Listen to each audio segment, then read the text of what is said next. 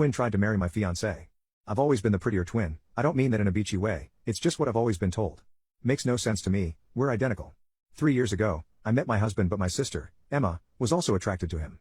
Thing is, my husband likes my personality more than hers, so looks aren't even a main factor. There are times where I caught Emma flirting with him and even pretending to be me. So that there was a clear difference between me and Emma, I decided to dye my hair. We're natural brunettes, so switching to blonde was a big change, one that I expected Emma to not do. A week after I had dyed my hair, Emma calls me sobbing that her hair stylist messed up her hair and she looks hideous and she doesn't know what to do. I drive to the salon and see how badly they messed up her highlights. It was all blotchy and the majority of her hair looked like that. I suggested dyeing her hair back to brown, but she insisted she wants lighter hair. That's when she says the best course of action is to go blonde. I freak and tell her there's better ways to solve this, but she's made up her mind. She goes blonde that evening and we're back to being identical. She's up to her old tricks and is furious when my fiancé, Brandon, proposes. She knew it was coming and tried to get me out of the way so he could accidentally propose to her instead. Her plan didn't work and I started planning my wedding with Brandon. He says he doesn't want Emma to be part of the wedding party, neither do I. I make my best friend my maid of honor and Emma goes ballistic. She complains to my parents, she complains to me, she complains to my best friend. She'd complain to the whole world if she could. The wedding planning goes perfectly, so the day of the wedding comes and everything is almost perfect. I just need to put my dress on. My best friend comes into the room panicking that my wedding dress is gone.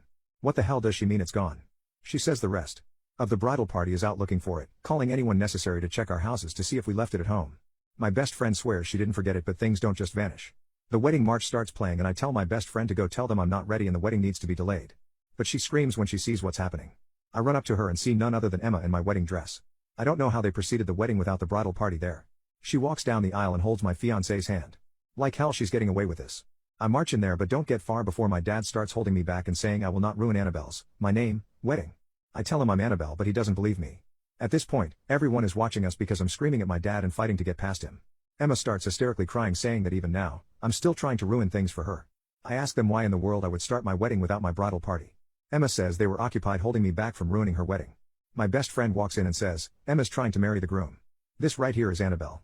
Emma calls bullshit and tells the officiant to continue on with the wedding. I get past my dad and run to Emma and attack her. I slap her, take off her veil, pull at her hair. Nothing I'm proud of, but I've had enough of her trying to steal my life. Brandon gets me off her eventually and asks me to prove my innocence.